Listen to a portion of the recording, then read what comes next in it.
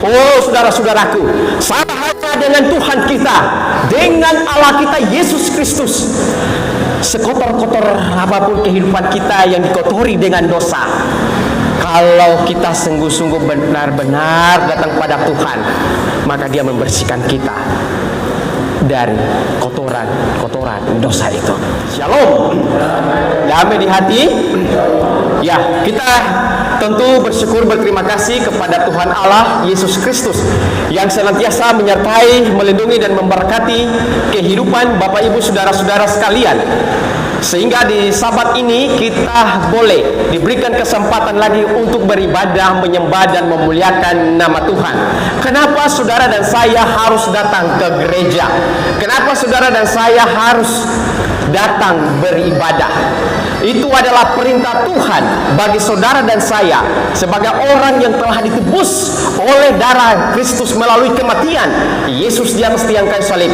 Maka kita, saudara dan saya, kita harus menyembah dan memuliakan nama Tuhan. Itulah sebabnya ada gereja di sini. Tujuan gereja ini berdiri di sini adalah supaya saudara dan saya menyembah dan memuliakan nama Tuhan. Bapak Ibu yang dikasihi dalam nama Tuhan kita Yesus Kristus, saya beberapa waktu 2 minggu yang lalu saya sakit. Saya berdoa sungguh-sungguh kepada Tuhan kalau boleh saya disembuhkan.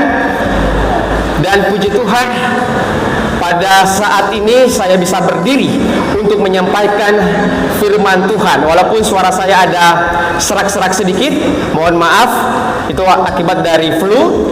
Tapi saya percaya bahwa firman Tuhan akan senantiasa memberkati kehidupan kita. Kurang 15-20 menit, jam 12, semoga saya sampaikan firman Tuhan.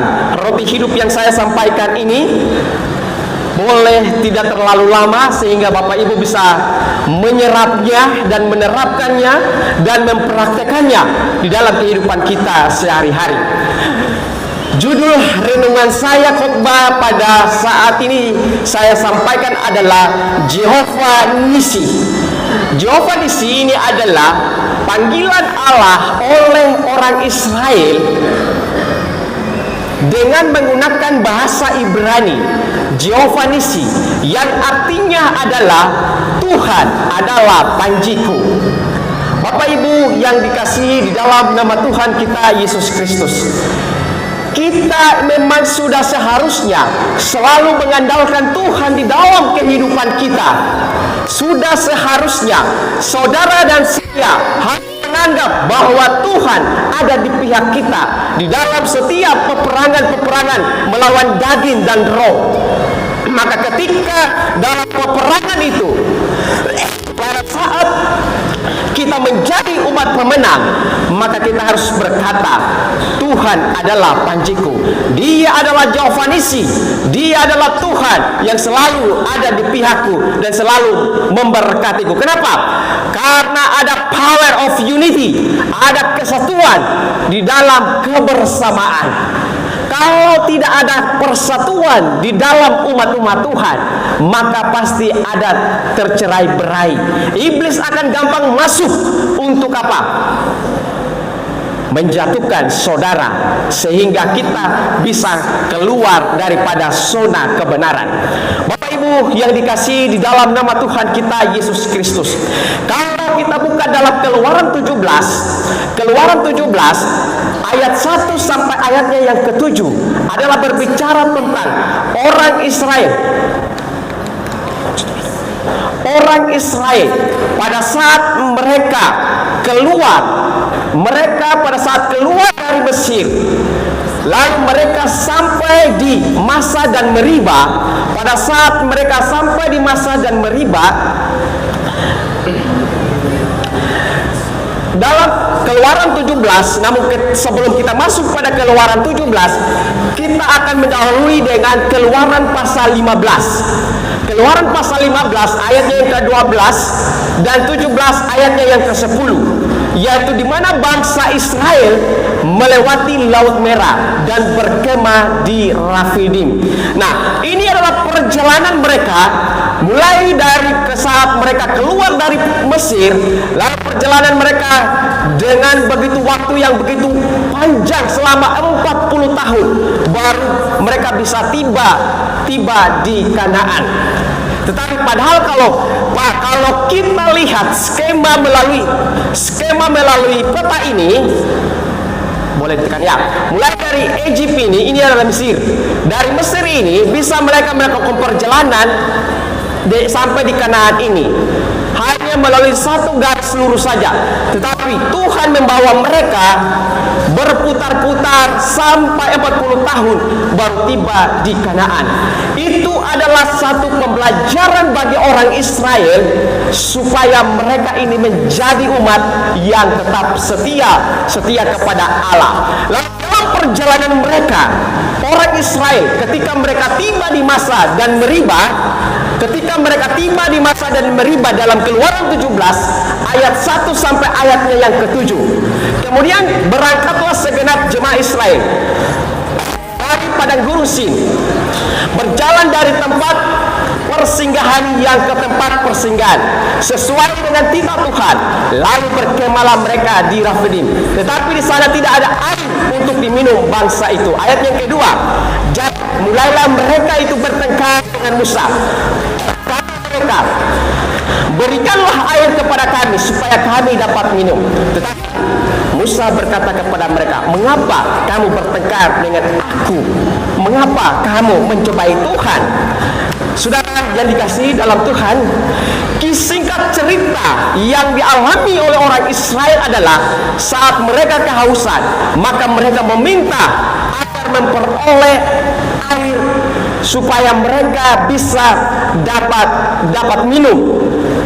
Kalau kita buka dalam Yohanes 4 ayat yang ke-14, firman Tuhan berkata, tetapi barang siapa minum air yang akan kuberikan kepadanya, ia tidak akan haus untuk selama-lamanya. Sebaliknya, air yang akan kuberikan kepadanya akan menjadi mata air di dalam dirinya yang terus-menerus memancar kepada kehidupan kekal. Bangsa Israel pada saat mereka bersungut-sungut di Masa dan di Meriba dengan berharap memperoleh air, tetapi Yesus mengajarkan kepada kita dalam Yohanes 4 ayat yang ke-14 bahwa Yesus, dia adalah mata air kehidupan, dan air yang diberikan itu akan membuat kita untuk senantiasa tidak selalu merasa haus, tetapi itu selalu membuat kita menjadi umat-umat Tuhan yang memancar kepada kehidupan yang kekal. Lalu ayatnya yang ketiga, Keluaran 17 ayat yang ketiga, haruslah bangsa itu akan air di sana. Bersungut-sungutlah bangsa itu kepada Musa dan berkata, mengapa pula engkau memimpin kami keluar dari Mesir untuk membunuh kami, anak-anak kami dan ternak kami dengan kehausan?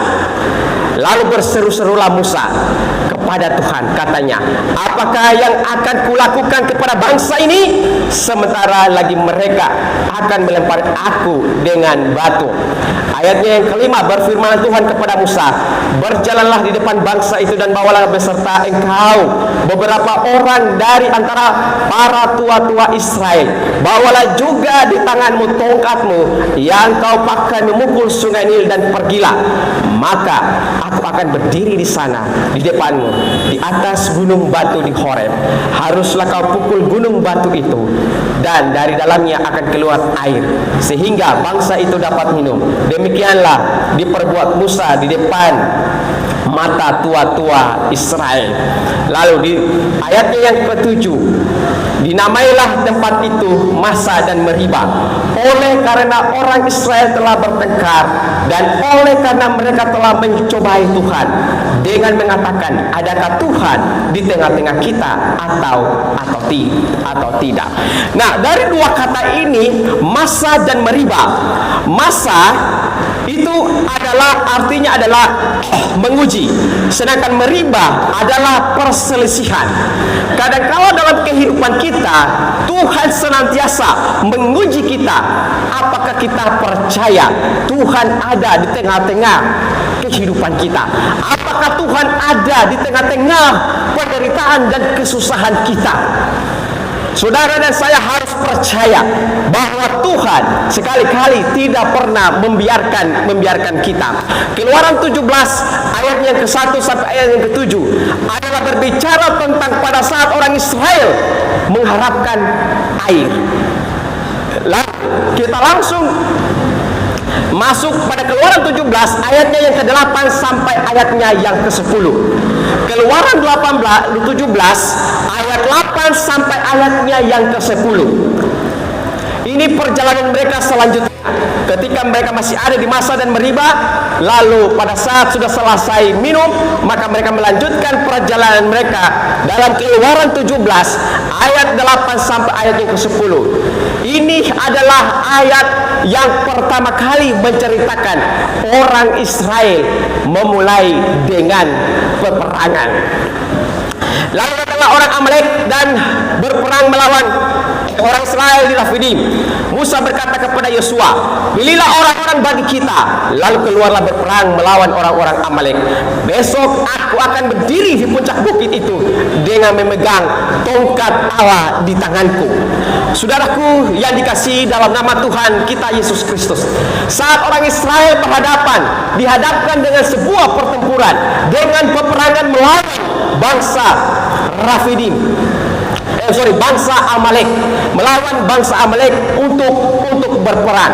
Musa dia katakan bahwa dia akan memegang tongkat Allah di tanganku. Ayat yang ke-10. Lalu Yosua melakukan seperti yang dikatakan Musa kepadanya dan berperang melawan orang Amalek. Tetapi Musa, Harun dan Hur telah naik ke puncak bukit.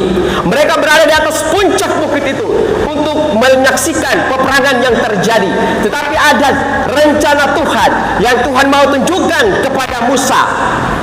Yosua yang sebagai panglima pada saat itu, dia yang diutus oleh Musa untuk berhadapan langsung dengan bangsa Amalek.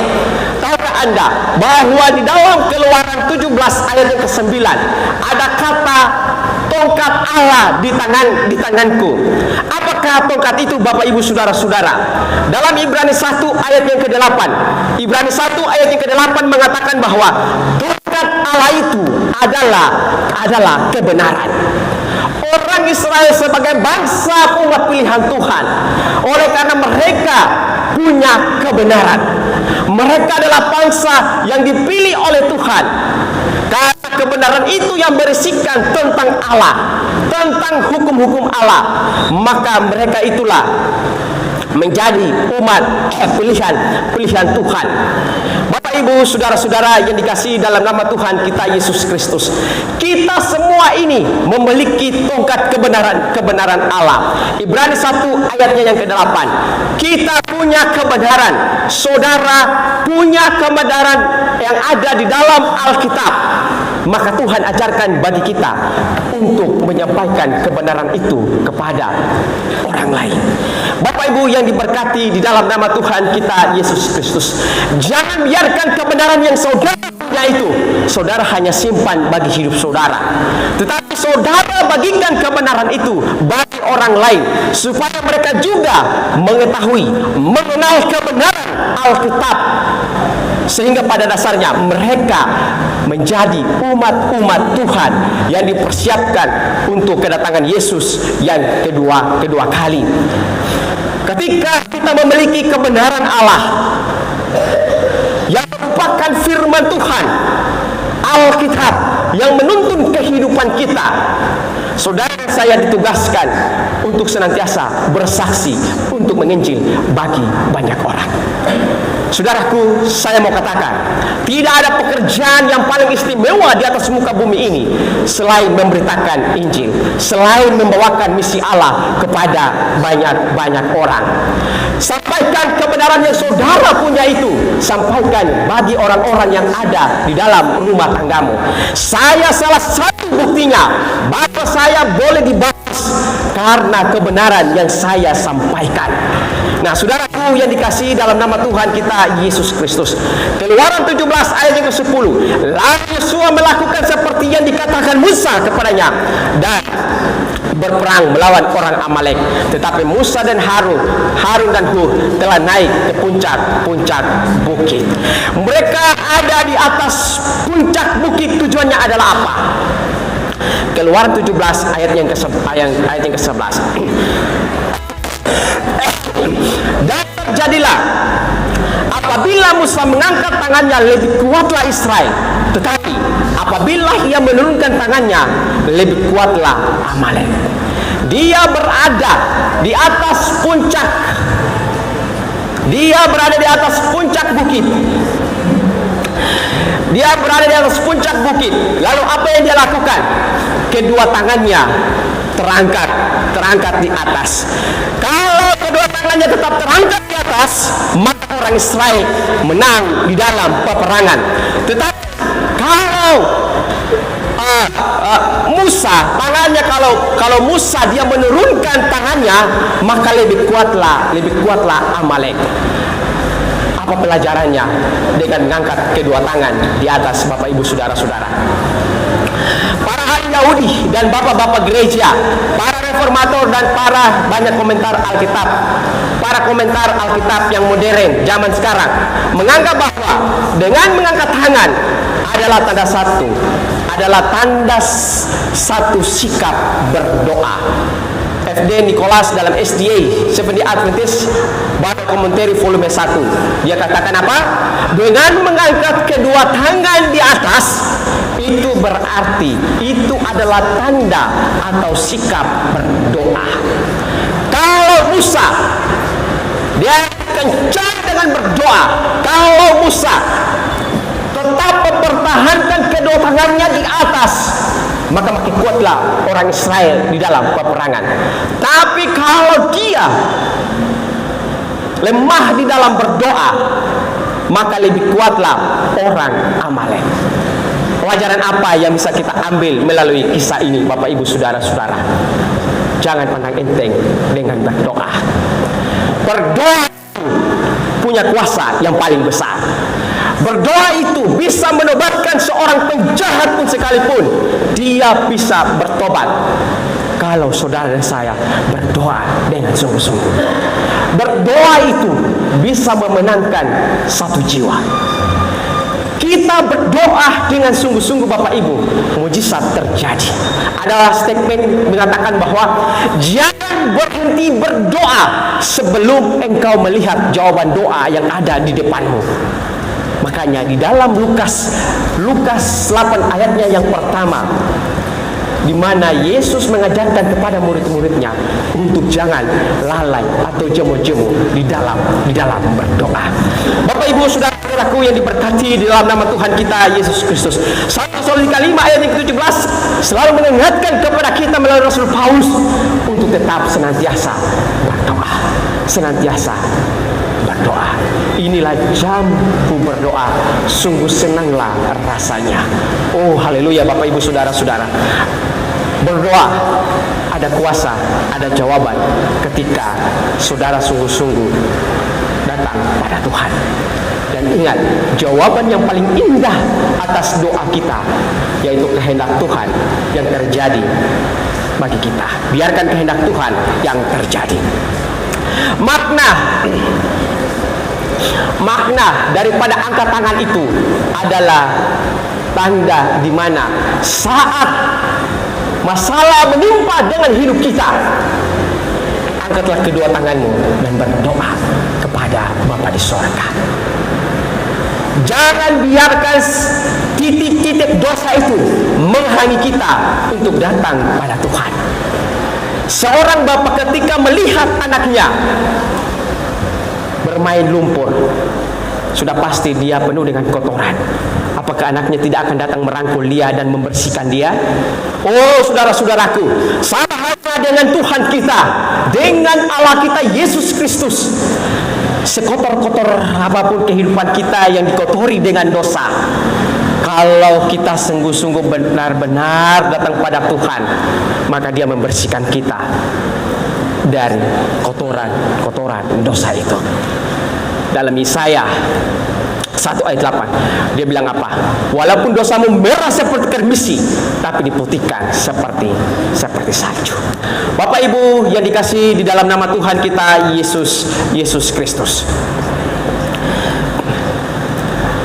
apa yang Musa lakukan? Ellen G. White katakan dalam Patriarch and Prophets halaman 299, dia bilang begini: Musa tidak berperan sebagai panglima, ia telah mengalihkan komando kepada Yosua. Ia sendiri terlibat dalam doa yang sungguh-sungguh kepada Allah untuk meminta pertolongan dan kemenangan. Yosua dikasih tugas untuk berhadapan langsung dengan bangsa Amalek. Musa punya tugas, ialah untuk berdoa sungguh-sungguh kepada Tuhan. Dia punya doa adalah untuk apa? Meminta pertolongan dan memperoleh kemenangan. Kepada siapa saudara datang meminta tolong? Sudah pasti kita tentu mengharapkan setiap jawaban doa dengan meminta pertolongan Tuhan. Kalau boleh selesai berdoa di jam itu, di titik itu, Tuhan sudah jawab. Tapi Tuhan ajarkan bagi kita adalah harus bersabar dalam setiap kehidupan kita. Karena kita berdoa, meminta pertolongan dan meminta agar kemenangan terjadi dalam kehidupan doa kita. Saudaraku, keterbatasan tenaga fisik Musa, ayat yang ke-17, Keluaran 17 ayat yang ke-12. Maka penatlah tangan Musa, sebab itu mereka mengambil sebuah batu, diletakkan di atas bawahnya supaya ia duduk di atasnya. Harun dan Hur menopang kedua belah tangannya, seorang di sisi yang satu, seorang di sisi yang lain, sehingga tangannya tidak bergerak sampai matahari terbenam. Di dalam peperangan berdoa kepada Tuhan, Musa melakukan dengan mengangkat kedua tangannya ke atas. Tapi kalau Musa kalau capek dan menurunkan kedua tangannya, sudah pasti orang Israel kalah dalam peperangan. Maka langkah yang harus dilakukan adalah apa? Karena ini adalah keterbatasan fisik Bapak Ibu saudara-saudara. Maka yang dilakukan oleh Hur dan Harun, yaitu menopang kedua tangannya dengan mengambil sebuah batu. Apakah batu itu, saudara-saudaraku? Apakah batu itu? Pelajaran sekolah sahabat kita yang kemarin, yang telah mengajarkan melalui ayat hafalannya Mazmur 118, bahwa batu itu adalah batu penjorok. Mazmur 118 ayat yang ke-22 dan Matius 21 ayat yang ke-42, dan diulangi oleh Rasul Paulus dalam kisah 4 ayatnya diulangi oleh Petrus dalam kisah 4 ayatnya yang ke-11, bahwa batu itu adalah batu penjuru, yaitu Yesus Kristus. Saudara-saudaraku, pelajaran apa yang kita bisa dapatkan melalui mengangkat kedua tangan seperti begini, mengangkat kedua tangan di atas seperti begini? Kita bisa belajar dari burung yang di udara. Dalam Edukasian halaman 102 katakan bahwa burung-burung di udara, bunga bakung di padang, penabur dan benih, gembala dan domba, semuanya ini Kristus gunakan untuk menggambarkan kebenaran yang abadi. Jadi coba kita lihat pelajaran daripada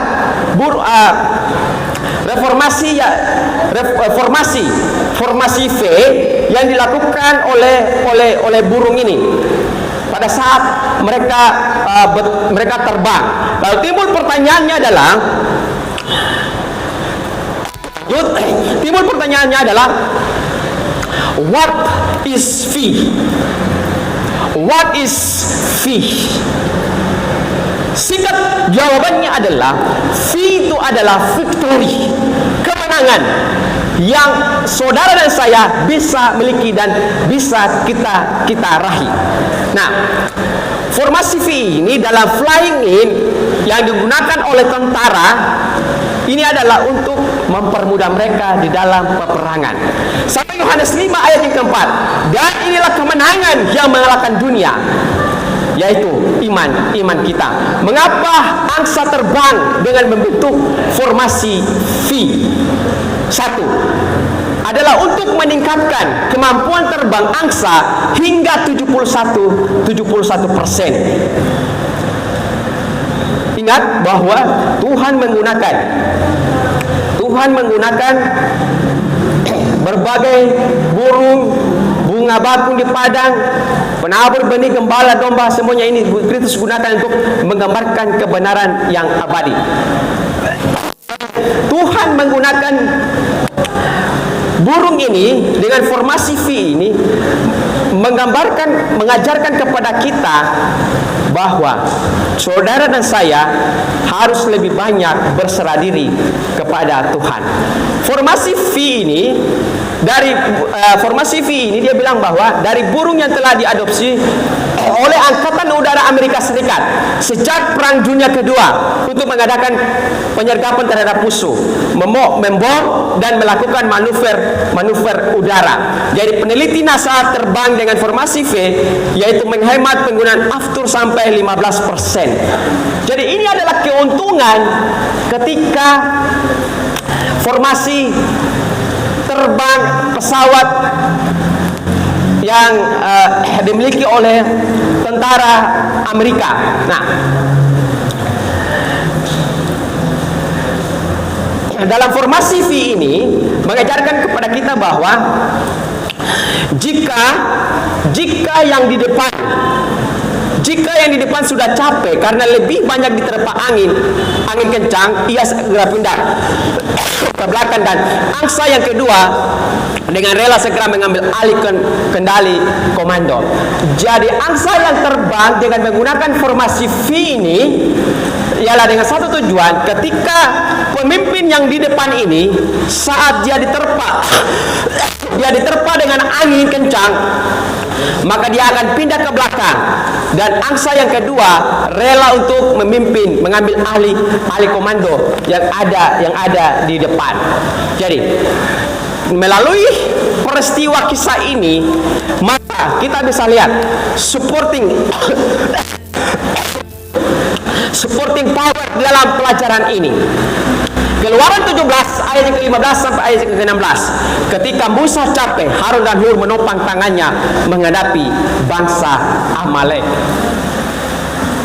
Pelajaran apa yang bisa kita ambil dari sini? Spiritual lesson. Pelajaran rohani apa yang kita bisa ambil, Bapak Ibu? Ketika pendeta, ketua jemaat, pemimpin sekolah sahabat, AB, PA, dan lain-lain, pada saat mereka capek, anggota harus menopang mereka. Pada saat pendeta di dalam keterbatasan, maka anggota jemaat harus menopang. Itu yang dikatakan sebagai supporting team. Bekerja sama-sama, Bapak Ibu saudara-saudara sekalian. Kita tidak bekerja sendiri-sendiri, karena kita adalah organisasi gereja yang saling mengasihi satu dengan yang lain. Jadi Bapak Ibu saudara-saudaraku yang kekasih, di dalam rumah tangga Bapak Ibu saudara-saudara, ketika istrimu capek, maka suamimu lah yang menopang. Ketika suamimu capek, maka istrimu lah yang menopang mereka. Jika ada angsa yang sakit karena terpa bahaya atau terluka, ia akan jatuh perlahan-lahan. Dua ekor angsa akan terjun mengejar dan mendorongnya. Jika ia jatuh terjebak ke tanah. 2 ekor akan tunggu sampai ia sembuh atau mati. Inilah kesetiaan daripada burung angsa yang peduli dengan sahabat mereka. 1 Korintus 12 ayat yang ke-26. Karena itu jika satu anggota menderita, semua anggota turut menderita. Jika satu anggota dihormati, semua anggota turut bersuka cita. Jadi Bapak Ibu, jemaat Tuhan yang ada di tempat ini, jemaat Bojonegoro, saudara dan saya adalah keluarga Allah dalam gereja ini. Ketika ada satu menderita, mari kita topang satu dengan yang lain. Jangan biarkan dia hidup di dalam penderitaannya. Kita menertawakan akan kesusahannya, tetapi kita diajarkan adalah untuk sama-sama menopang satu dengan yang lain. Bapak Ibu yang dikasihi di dalam nama Tuhan kita Yesus Kristus. Ibrani 10 ayat yang ke-24. Dan marilah kita saling memperhatikan supaya kita saling mendorong dalam kasih dan dalam pekerjaan baik. Kolose 4 ayat yang ke-6. Hendaklah kata-katamu senantiasa penuh kasih.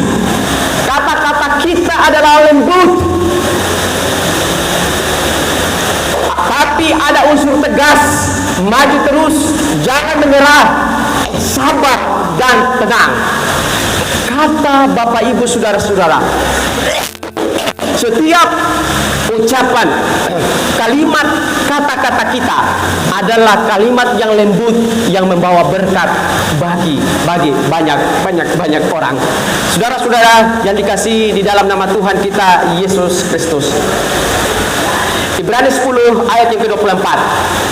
Ibrani 10 ayat yang ke-24, firman Tuhan berkata, dan marilah kita saling memperhatikan supaya kita saling mendorong dalam kasih dan dalam pekerjaan baik. Kasih yang intinya ada di dalam jemaat kita, di dalam gereja kita ini, Bapak Ibu. Ibrani 10 ayat yang ke-24. Dan marilah kita saling memperhatikan supaya kita saling mendorong dalam kasih dan dalam pekerjaan baik.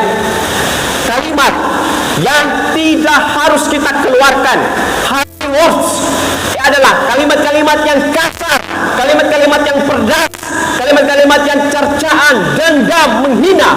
Inilah bukan tipe-tipe daripada orang Kristen.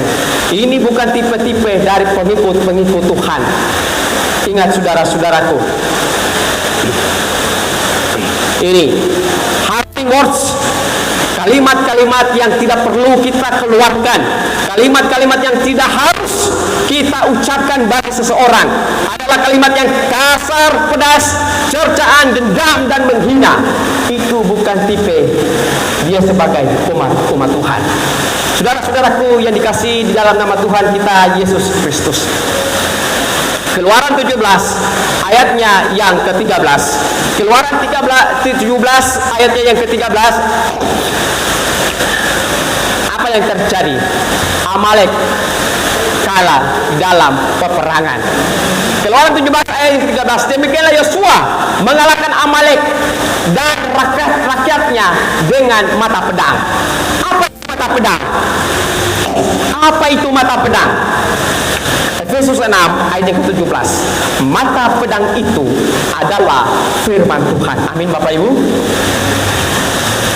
Firman Tuhan itu yang akan meneguhkan dan menuntun kehidupan kita. Di dalam akhir cerita ini, Keluaran 17 ayat yang ke-15 sampai ayat yang ke-16. Lalu Musa mendirikan sebuah mesbah dan menamainya Tuhanlah panji-panjiku. Ia berkata, tangan di atas panji-panji Tuhan, berperang melawan Amalek turun temurun. Bapak Ibu yang dikasihi dalam nama Tuhan kita Yesus Kristus, bangsa Israel menang karena ada kerjasama. Gereja ini dia mau bertumbuh dengan baik, mau maju dengan baik, harus ada kerjasama antar umat-umat Tuhan. Saudara-saudara, guna apa firman Tuhan itu diperdebatkan? firman Tuhan itu dipelajari untuk apa? Dipraktekkan bagi kehidupan kita. Biarlah saudara dan saya menjadikan Allah sebagai Jehovah Nisi. The Lord is my banner. Yesus adalah pahlawanku, pemberi pemenang. Jehovah Nisi. Jehovah Nisi itu akan selalu memberkati kehidupan Bapak Ibu Saudara-saudara. Saya bawa dalam nama kuasa Tuhan Yesus. Amin.